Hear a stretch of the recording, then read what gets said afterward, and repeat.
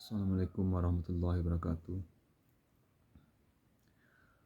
Alhamdulillahirrabbilalamin. Wassalatu wassalamu ala asyrafil anbiya'i wal mursalin wa ala alihi wa sahbihi ajma'in. Rabbi syrah li sadri wa yassir li amri wa hlul 'uqdatam min lisani yafqahu qawli. Pada kesempatan kali ini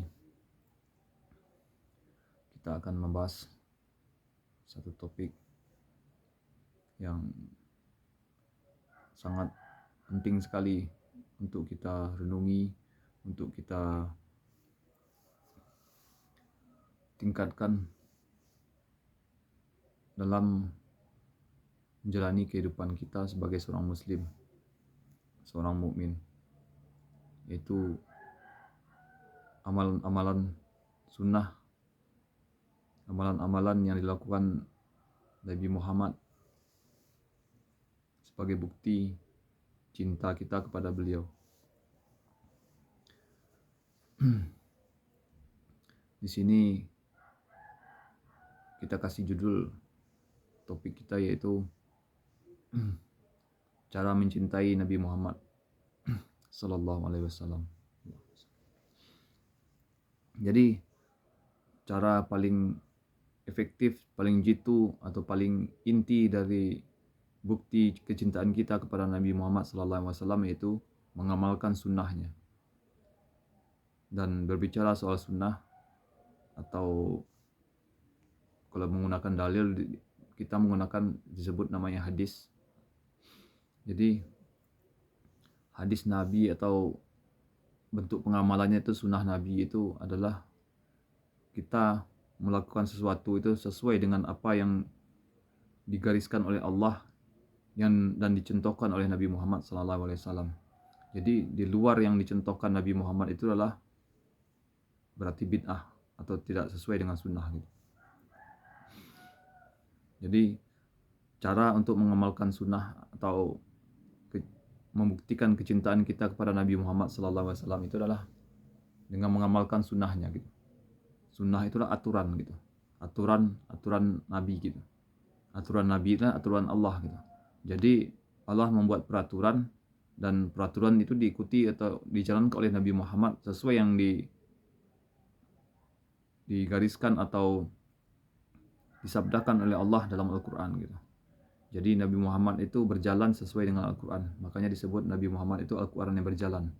Beliau berjalan dengan Al-Quran, berjalan sesuai apa yang digariskan oleh Allah gitu. Nah, beliau itu sebagai contoh gitu, teladan kita dalam segala hal gitu, baik dalam ibadah dan di luar ibadah gitu. Nah, Nabi Muhammad memberikan contoh teladan yang baik buat kita, uswatun hasanah dalam ibadah, yaitu kita melakukan ibadah sesuai dengan Al-Quran, sesuai dengan dalil-dalil, sesuai dengan bukti, dengan jiwa, dengan kepribadian beliau gitu. Nah, jadi akhlak Nabi Muhammad itu Al-Quran gitu. Indahnya akhlak Nabi itulah yang membuat Nabi Muhammad ini mempunyai kekuatan gitu, mempunyai kekuatan lahir batin, kekuatan rohani untuk menghidupkan hati orang-orang yang telah mati dari mengingat Allah gitu. Jadi salah satu mukjizat dari Nabi Muhammad SAW itu adalah menghidupkan hati orang-orang yang telah mati gitu. Nah, dan ini agak berbanding terbalik dengan Nabi Isa. Kalau Nabi Isa itu mampu menghidupkan orang yang telah mati. Kalau Nabi Muhammad menghidupkan hati orang yang telah mati gitu. Kalau kita bandingkan Nabi Sulaiman itu kaya dengan harta dan properti gitu. Sementara Nabi Muhammad adalah kaya hati gitu. Nah, kemudian kalau kita bandingkan dengan Nabi Yusuf. Nabi Yusuf itu orangnya ganteng, tampan, bagus dari segi fisik, kalau orang sekarang sebut good looking gitu.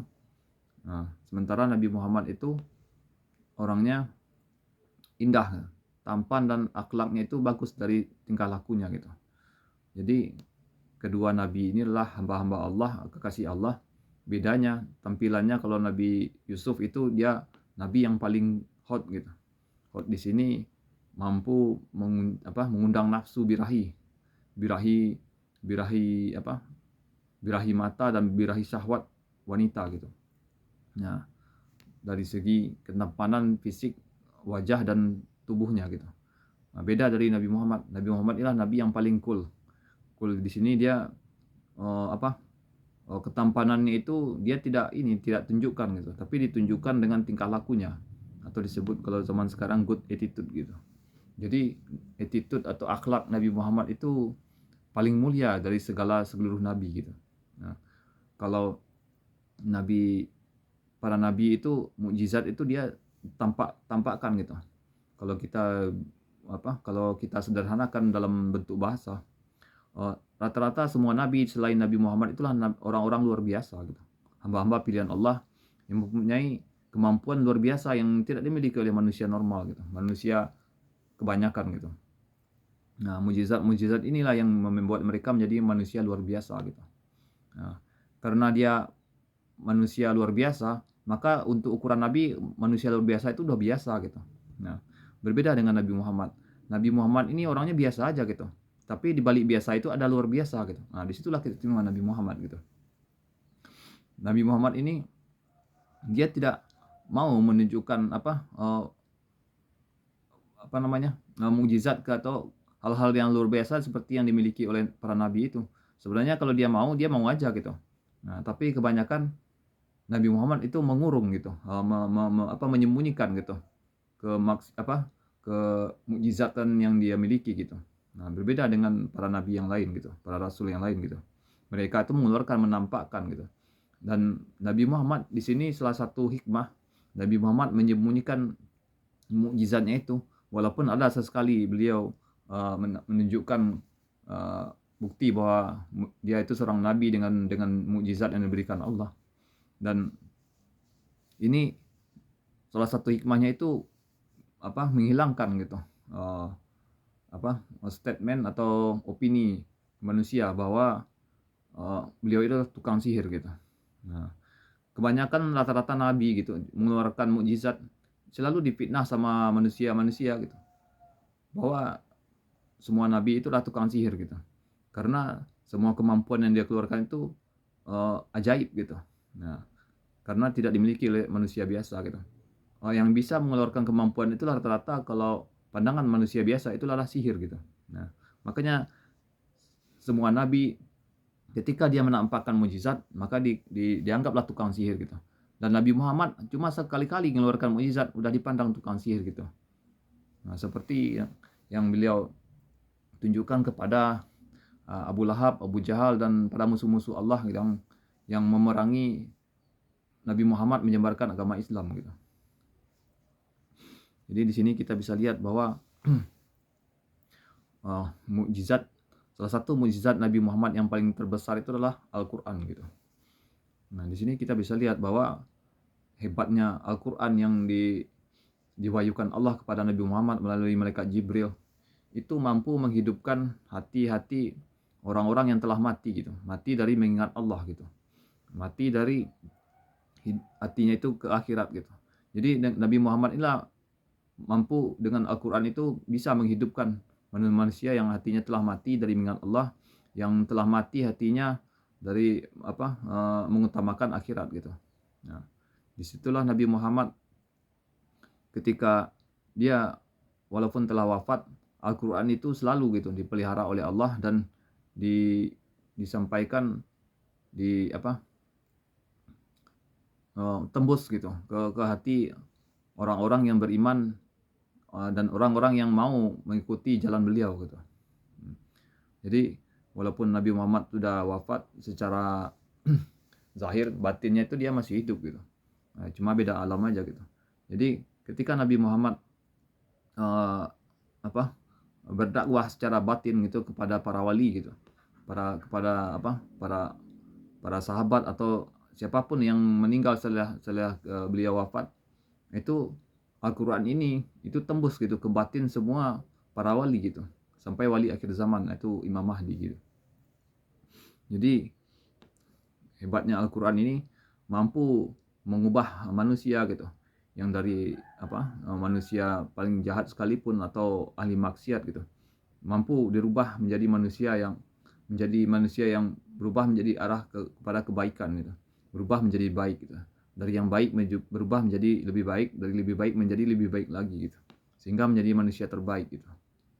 Nah, di sini salah satu uh, bentuk kecintaan kita kepada Nabi Muhammad itu adalah kita mengamalkan isi Al-Quran, memahami isi kandungan yang adalah dalam Al-Quran. Sebelum kita memahami Al-Quran, kita harus mengerti dulu isi Al-Quran itu, tahu arti ayat-ayat yang kita baca dalam Al-Quran. Untuk tahu arti itu kita harus melihat terjemahannya gitu. Dan itulah kita disuruh oleh Allah di Al-Quran itu dalam beberapa ayat itu, afala tadabbaruna Al-Quran gitu. Nah, tidakkah kamu mentadaburi Al-Quran gitu. Nah, di sini kita bisa lihat bahwa mentadaburi ayat Al-Quran itu adalah suatu hal yang paling penting atau urgent sebagai orang Islam, sebagai orang yang mengaku beriman gitu. Karena pedoman hidup kita sebagai orang Islam adalah Al-Quran. Jadi ketika kita membaca Al-Quran, usahakan kita itu bukan membaca tulisan aja gitu. Nah, kalau baca tulisan kita tidak tahu apa artinya gitu, itu Al-Quran itu nggak ada bekasnya gitu dalam kita setiap membacanya gitu. Kebanyakan orang berpikir membaca Al-Quran itulah mencari pahala gitu, karena pikirannya itu terprogram sewaktu guru-guru sekolah agama menyampaikan bahwa satu huruf dalam Al-Quran itu yang kita baca itu pahalanya 10 pahala nilainya gitu.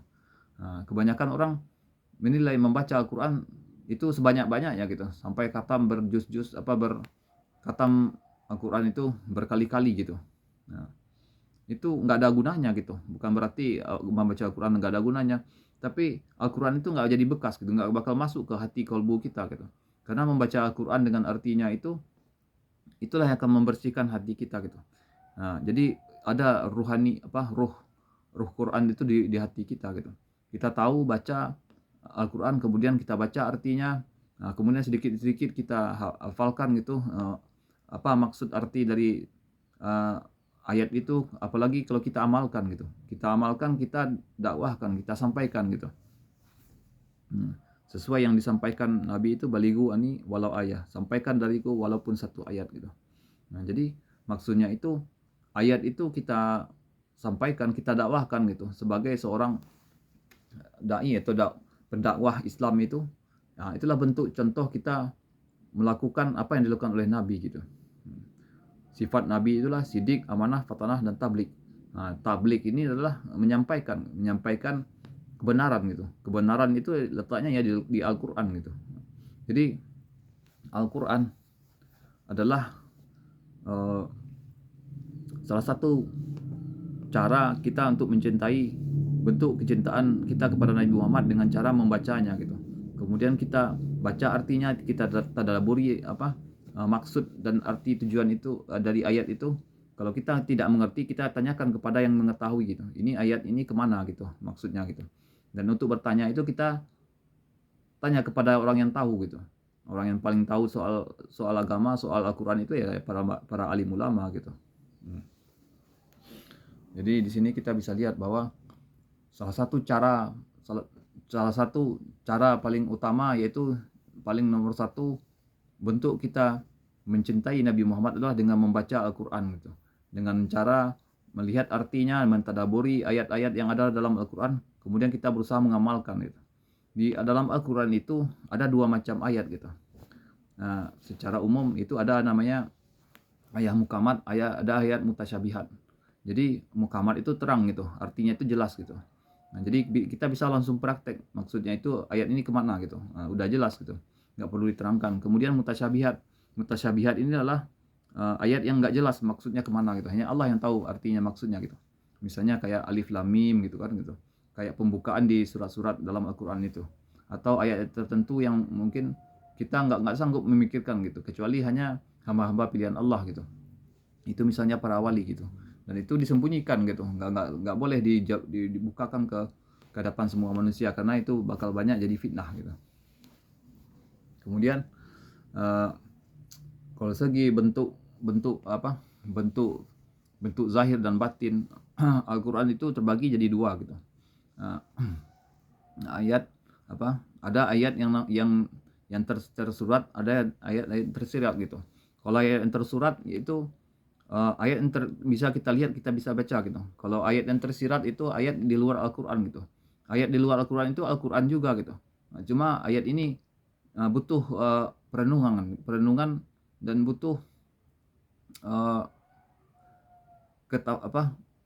pemikiran yang mendalam gitu, untuk mendalami segala sesuatu yang ada di luar Al-Qur'an. Misalnya kita melihat gitu, alam semesta ini gitu, bagaimana Allah menciptakan alam semesta, itulah ayat Al-Qur'an gitu. Tapi itu nggak bentuk tulisan gitu, itu bentuknya kita melalui perenungan gitu. Di situ kita bisa lihat bahwa tentang penciptaan alam semesta, betapa dahsyat hebatnya Allah menciptakan alam ini gitu. Menciptakan hebatnya manusia gitu. Jadi di sini kita bisa lihat bahwa setelah kita membaca Al-Quran, kita merenungi arti dan mentadaburi dan mengamalkan isi kandungannya, berarti kita udah mendapat satu poin bahwa kita telah melakukan bentuk kecintaan kita kepada Nabi Muhammad gitu. Kemudian berikutnya, yang kedua, cara untuk membuktikan kecintaan kita kepada Nabi Muhammad yaitu dengan mengamalkan sunnahnya, yaitu berpuasa sunat gitu. Berpuasa sunnah, bukan berpuasa sunat gitu. Jadi sunnah Nabi itu adalah Nabi Muhammad itu sering mengamalkan puasa yang berbeda, agak sedikit berbeda daripada Nabi yang lain gitu. Kalau misalnya Nabi Daud itu puasanya sehari puasa, sehari enggak gitu. Kemudian kalau Nabi Muhammad ada puasa namanya puasa Senin Kamis gitu. Kalau puasa Senin Kamis itu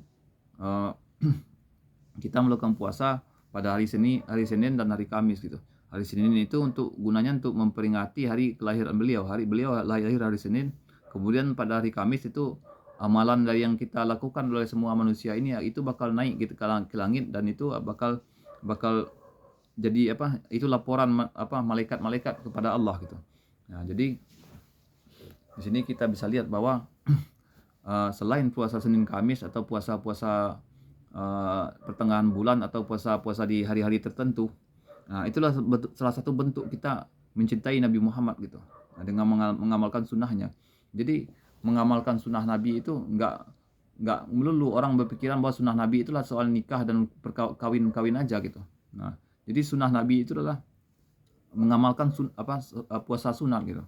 Karena dalam Al-Quran sendiri diterangkan bahwa wasta'inu bisabri wassalah, minta tolonglah kamu kepada Allah melalui sabar dan salat. Sabar ini ada di dua tempat gitu. Sabar itu pertama, sabar mendirikan salat. Kedua, sabar itu adalah melatih diri dengan melakukan puasa gitu. Jadi dengan puasa inilah kita bisa sabar gitu.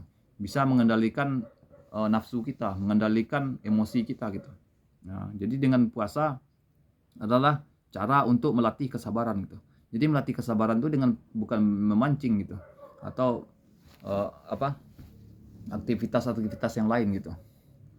Jadi cara untuk melatih kesabaran itulah dengan berpuasa. Puasa yang paling dianjurkan itu bentuk kecintaan kepada Nabi itulah dengan puasa sunnah. Puasa sunnah Senin Kamis gitu. Jadi kita nggak perlu teriak-teriak gitu. Kalau misalnya orang ada yang belum nikah gitu. Ya kalau misalnya orang belum nikah itu bukan berarti dia belum mengamalkan sunnah Nabi. Dia mungkin udah berkeinginan untuk menikah tapi jodohnya belum ketemu gitu. Belum dikasih Allah gitu. Jadi nggak setiap orang yang tidak menikah itu dia tidak mengamalkan sunnah Nabi gitu. Boleh jadi jodohnya itu sedang dalam perjalanan gitu.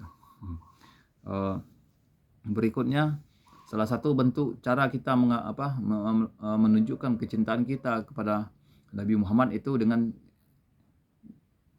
berselawat kepada beliau gitu. Jadi buat anda yang lagi bersemangat-semangatnya belajar agama gitu, apalagi di akhir zaman ini, salah satu bentuk cara kita mencintai Nabi Muhammad itu adalah dengan berselawat kepada beliau gitu. Jadi berselawat kepada Nabi ini adalah salah satu bentuk gerak atau panggilan jiwa gitu. Ketika seseorang melakukan salawat, berarti dia rindu kepada Nabi Muhammad gitu. Secara hukum vertikalnya gitu. Hukum horizontalnya gitu. Secara vertikalnya itu sebenarnya Nabi Muhammad yang rindu kepada kita gitu. Jadi hati seseorang itu digerakkan Allah ketika dia rindu gitu. Rindu sama sosok pribadi rohani Nabi Muhammad gitu. Jadi seseorang yang melakukan salawat, maka Nabi Muhammad akan membalas salawat itu gitu. Sesuai yang dikatakan Nabi itu, siapa yang bersalawat kepada aku 1 kali, nanti akan aku balas dengan 10 kali gitu. Siapa yang bersalawat 10 kali akan aku balas 100 kali gitu. Nah, buat anda yang sering membid'ahkan orang gitu, sudahkah anda bersalawat pada hari ini kepada Nabi Muhammad gitu? Jadi daripada ada membid'ahkan orang atau mengkafir-kafirkan orang, mendingan anda bersalawat gitu. Jadi kalau anda bid'ahkan orang, apa anda kira bahwa Nabi Muhammad suka dengan perbuatan anda gitu? Karena Nabi Muhammad itu dia itu mengislamkan orang, bukan membid'ahkan orang gitu, bukan mengkafirkan orang itu. Orang kafir dibikin jadi Islam, bukan orang Islam yang dijadiin kafir atau dikafir-kafirkan gitu. Nah, begitulah Nabi Muhammad.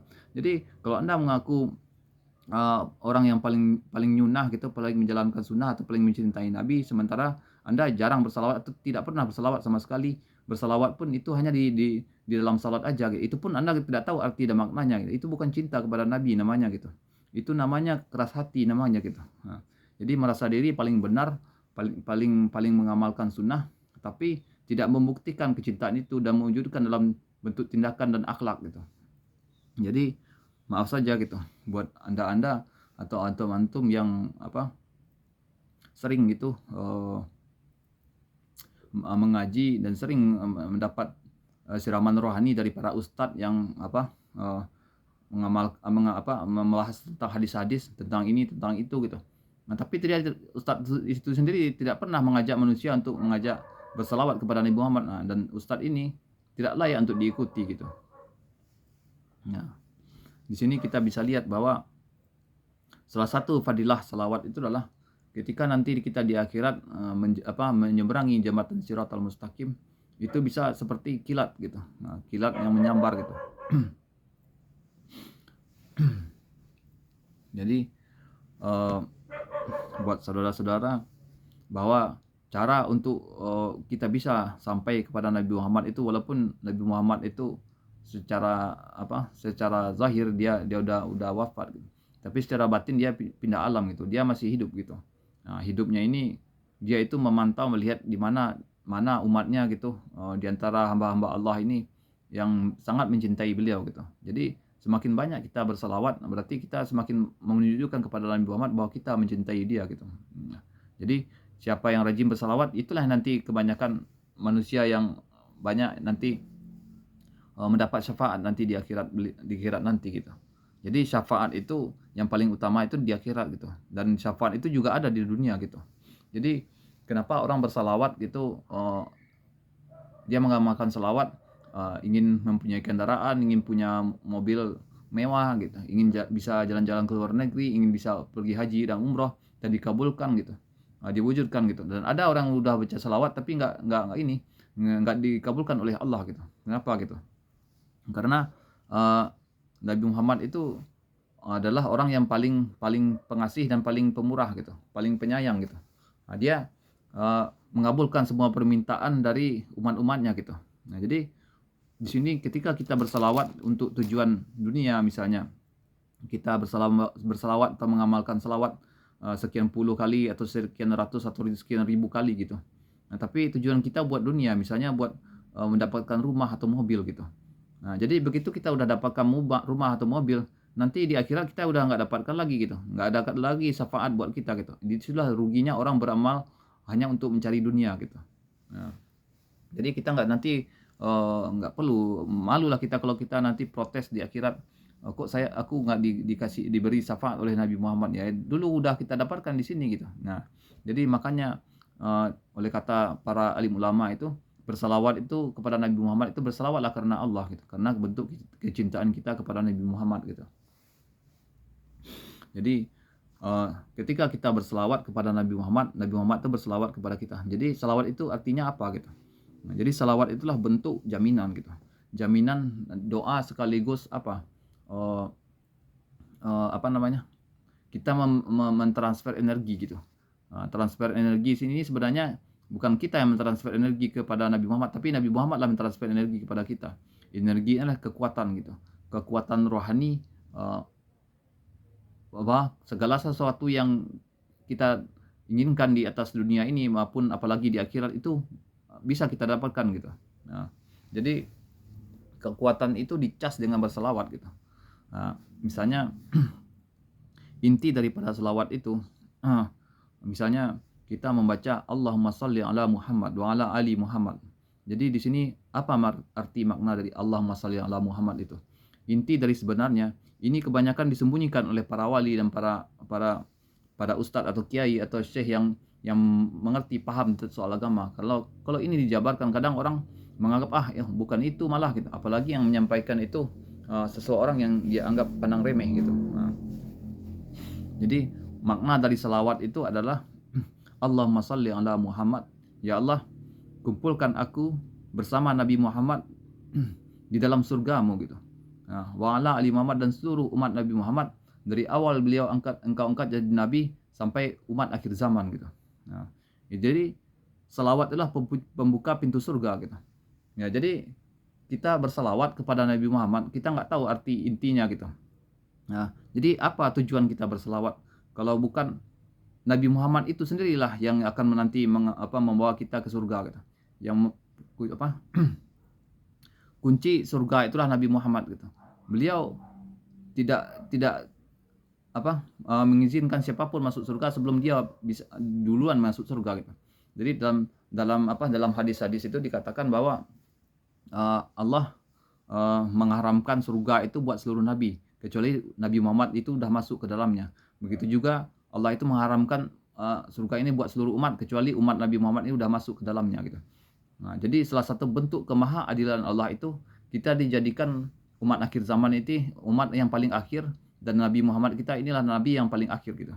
Jadi walaupun kita paling akhir, kita diberi syafaat oleh Allah, kita masuk surga paling dulu gitu. Jadi kalau kita masuk surga paling dulu, ada kemungkinan juga kita masuk neraka paling dulu gitu. Itu pun kalau kita dosanya nggak diampuni oleh Allah gitu. Jadi dengan bersalawat ini insya Allah kita bakal diberi syafaat oleh Nabi Muhammad asalkan kita ikhlas karena Allah gitu. Jadi itulah makna selawat. Allahumma salli ala Muhammad wa ala ali Muhammad. Ya Allah, kumpulkan aku bersama Nabi Muhammad, kumpulkan aku bersama keluargaku, istriku, anak-anakku, dan umat Nabi Muhammad ini dalam surgamu gitu. Kalau bisa kan surga Firdaus gitu. Ya, surga Firdaus, lihat dulu kita khusyuk nggak salatnya gitu. Kita melakukan nggak seperti yang dijabarkan dalam surat Al-Mu'minun itu gitu. Jadi di sini kita bisa lihat bahwa dengan kita menjiwai gitu, mendalami makna daripada selawat itu, selawat ini memberikan dampak rohani, yaitu membawa perubahan gitu ke dalam hidup kita. Kita bisa dampaknya itu kita bisa berakhlak sesuai yang dicontohkan oleh Nabi Muhammad gitu. Kemudian Allahumma shalli ala Muhammad wa ala ali Muhammad kama shallaita ala ali Ibrahim wa ala ali Ibrahim. Ya Allah, masukkan juga dan Nabi Ibrahim dan umat beliau gitu ke dalam surgamu gitu. Jadi kita dikumpulkan Allah itu nanti di surga bersama Nabi Muhammad dan umat Nabi Muhammad dan Nabi Ibrahim beserta umat Nabi Ibrahim gitu. Pengikut Nabi Ibrahim gitu. Di sini kita bisa lihat bahwa kita kalau pengen masuk surga nggak bisa sendiri. Kita pun butuh bantuan Nabi Muhammad, dari syafaat beliau kita bisa masuk surga gitu. Begitupun Nabi Ibrahim dan pengikut umat Nabi Ibrahim gitu. Di sini kita nanti di surga nggak sendiri gitu. Nanti para nabi dan para rasul dan para umat dan pengikutnya itu bakal masuk surga, bakal ketemu kita gitu. Nanti mereka akan bercerita gitu gimana perjuangan dia memperjuangkan agama Allah ini gitu. Kemudian wa barik ala Muhammad wa ala ali Muhammad kama barakta ala Ibrahim wa ala ali Ibrahim. Ya Allah, berkahilah selawat semua selawatku kepada Nabi Muhammad dan semua selawat pengikut Nabi Muhammad gitu. Selawatnya Nabi Ibrahim dan pengikut Nabi Ibrahim, berkahilah ya Allah gitu. Itulah makna dari bacaan selawat yang kita baca gitu. Jadi kalau kita udah membaca selawat, bahwa kita akan minta sama Allah, kita dimasukkan ke dalam surga bersama Nabi Muhammad dan para umat dan pengikut Nabi Muhammad ini. Kalau kita udah masuk surga, apapun yang kita inginkan itu kita dapatkan gitu. Jadi surga itu ada dua macam gitu. Ada surga dunia, ada surga akhirat gitu. Kalau surga akhirat itu nanti kita nggak bisa bayangkan itu gimana pun bentuk wujudnya gitu. Kita hanya dikasih gambaran hanya sekelumit aja dalam seperti yang digambarkan oleh Al-Quran gitu. Kemudian di surga dunia itu contoh dalam kita menjalani hidup ini, contohnya bentuk surga dunia itulah dengan kita berumah tangga. Rumah tangga kita itu rumah tangga yang sakinah gitu. Nah, itu salah bentuk surga dunia gitu. Karena Nabi sendiri mengatakan rumah tanggaku adalah surga bagiku gitu. Kemudian apalagi surga dunia gitu. Surga dunia itulah ketenangan gitu. Jadi salah satu bentuk surga dunia itu ketenangan, inilah yang paling mahal di atas dunia ini gitu. Jadi contohnya seperti ini gitu. Misalnya ada orang berhutang atau kita berhutang gitu. Kita berhutang sama seseorang gitu. Ada orang yang berhutang, dia nggak memiliki ketenangan, ada yang memiliki ketenangan gitu. Mau berapapun banyak hutang, orang yang nggak memiliki ketenangan, dia itu stres gitu. Mau bunuh diri atau mau udah nggak punya harapan gitu. Nah, gitu. Kemudian ada orang yang berhutang tapi dia punya ketenangan gitu. Dia mampu tenang dalam menghadapi hutang seberapun banyaknya. Bukan dia berarti menyepelekan atau merasa diri nggak pernah berhutang, bukan seperti itu. Tapi dia memiliki sikap ketenangan yang tidak mudah putus asa gitu. Bahwa segala sesuatu ini Allah bebankan kepada dia, Allah kasih satu nikmat begitu.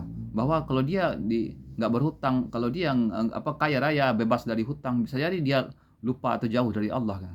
Nah, dengan kasih utang, orang ini akan ingat Allah gitu. Dia akan memohon kepada Allah agar utangnya dilunasi gitu. Nah, jadi jangan berpikir negatif kalau kita hidup dalam keadaan berhutang, bahwa Allah nggak sayang sama kita. Kenapa sudah berdoa ini itu, udah lakukan amalan ini amalan itu, kenapa Allah belum bebaskan juga aku dari hutang itu. Nah, di sini sebenarnya Allah sedang men-setting kita supaya kita itu mau mendekat sama dia, dan dekat terus sama dia gitu. Kalau kita udah dekat sama dia terus kita lupa kita udah punya memiliki banyak hutang, tahu-tahunya hutang kita lunas gitu. Nah, begitulah bentuk keajaiban, bentuk kasih sayang Allah kepada kita gitu. Kalau kita begitu, misalnya ada orang berdoa melakukan amalan ini amalan itu, hutangnya lunas. Nah, kemudian setelah hutangnya lunas dia punya uang yang banyak, tahu-tahu dia ini dia lupa sama Allah gitu. Nah, begitu dia lupa sama Allah, Allah kasih lagi masalah lain gitu. Akhirnya nggak ada gunanya juga gitu. Orang itu lepas dari hutang, sementara dia makin jauh dari Allah gitu. Nah, jadi buat kita bahwa segala sesuatu di atas dunia ini kalau kita singkapi dengan baik, dengan bijak, maka tidak ada suatu hal yang terjadi kepada kita, malapetaka, musibah, atau banyaknya hutang, suatu hal yang tidak baik gitu. Semua itu baik gitu. Nah, karena itu bisa kita pakai buat mendekat kepada Allah gitu. Asal kita menyikapi dengan benar gitu. Kemudian salah satu bentuk cara kita adalah mencintai Nabi Muhammad adalah selain tadi berselawat, yaitu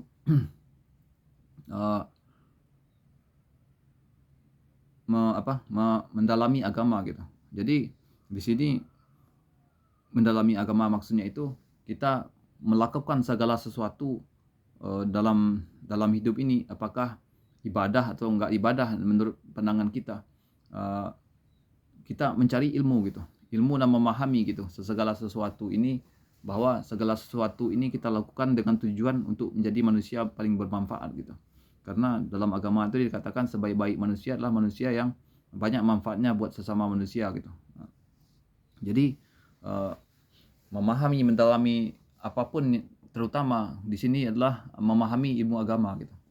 Ilmu agama ini nggak semudah yang kita bayangkan memahaminya, butuh waktu gitu.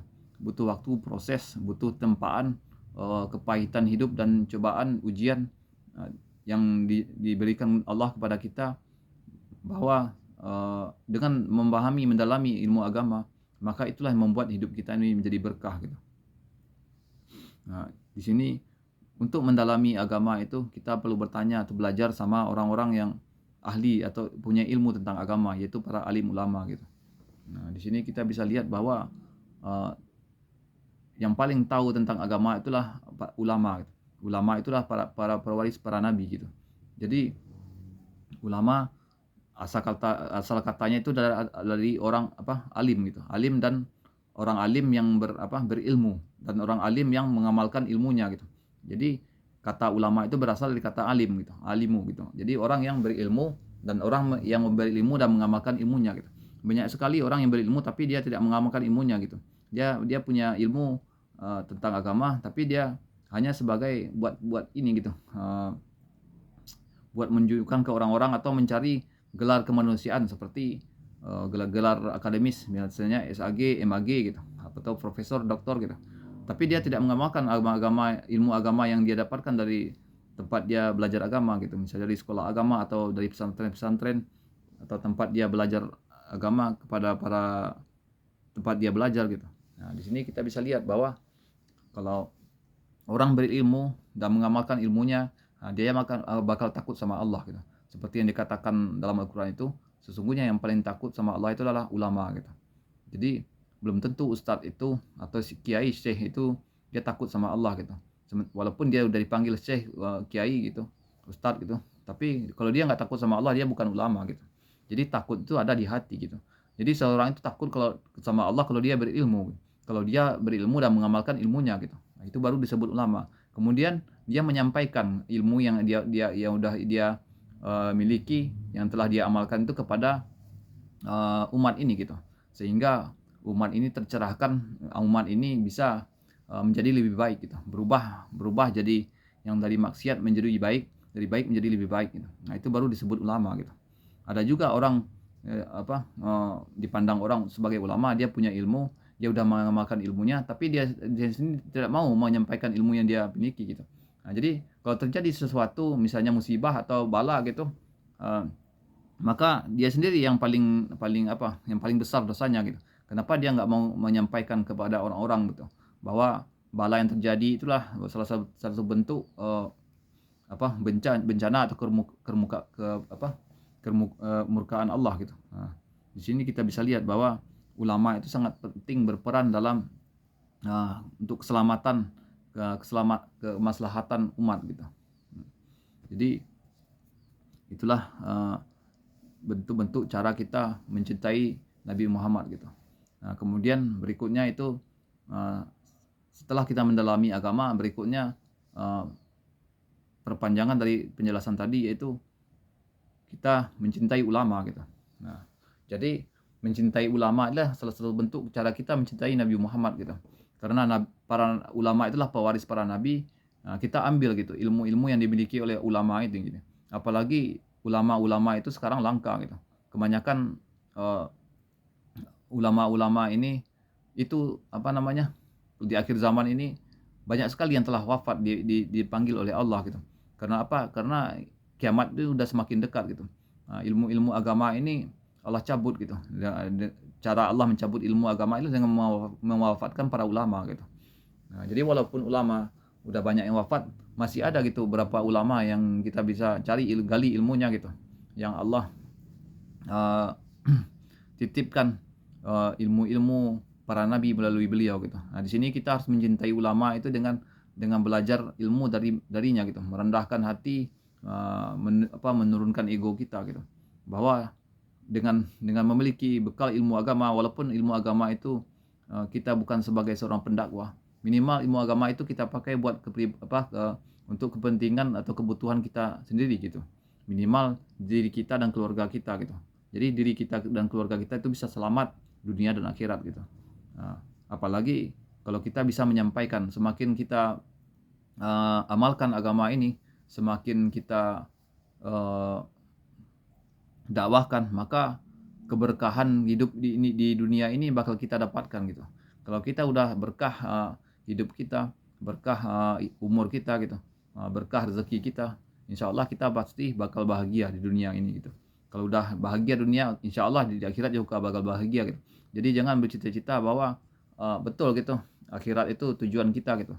Nah, tapi kalau kita nggak bahagia di dunia, mustahil kita juga bahagia di akhirat gitu. Nah, di akhirat juga belum tentu kita masuk surga, belum tentu kita bahagia gitu. Makanya di dunia ini kita harus berusaha untuk bahagia gitu. Nah, seminimal-minimalnya kita bahagia di dunia ini gitu. Nah, apalagi di akhirat gitu. Kalaupun kita nggak bahagia di dunia, kita berusaha untuk bahagia di akhirat. Caranya itu dengan mencintai Nabi Muhammad gitu. Nah, jadi kalau orang udah mencintai Nabi Muhammad, maka insya Allah hidupnya bakal bahagia. Itu dijamin gitu. Dan itu udah dibuktikan oleh para alim ulama dan para wali gitu. Jadi cukup sekian penjelasan kali ini. Semoga bisa diambil manfaatnya. Insya Allah kita adalah hamba-hamba Allah yang nanti di akhirat nanti mendapatkan syafaat dari Nabi Muhammad dan kita dimasukkan surga. Kalau bisa surga Firdaus gitu. Nanti kita bisa di surga Firdaus itu jalan-jalan sambil Nabi Muhammad dan bisa memandang Allah gitu. Betapa maha indah dan maha cantik, maha gagah, maha kerennya Allah gitu. Nah, nanti kita bisa jalan-jalan di surga itu Nabi Muhammad yang ngantar gitu. Nanti kita bisa juga bercinta atau berhubungan ya kalau bagi teroris itu berhubungan seks gitu sama bidadari gitu. Itu sama bidadari yang paling cantik di surga gitu. Nah, itu Ainul Mardiyah di surga Firdaus gitu. Nah, kemudian bukan itu sebenarnya tujuan kita masuk surga gitu ya. Tapi itulah salah satu bentuk kenikmatan tertinggi di surga gitu. Nah, yang paling tinggi itu ya melihat Allah, menatap Allah gitu. Nah, jadi karena Allah itulah sumber dari segala macam bentuk keindahan gitu.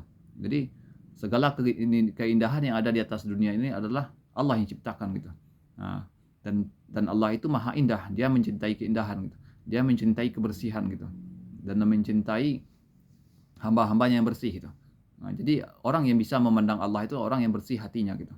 Nah, jadi cara untuk membersihkan hati itu adalah yang kita mencintai Nabi Muhammad. Karena Nabi Muhammad adalah manusia yang paling bersih hatinya gitu. Jadi orang kalau masih kotor hatinya dia nggak bisa masuk surga gitu. Jangankan surga dunia surga akhirat, surga dunia aja dia nggak bisa nikmati gitu. Nah, dia nggak bakal bisa hidup tenang, nggak bisa hidup bahagia, nggak bisa hidup bebas dari stres gitu.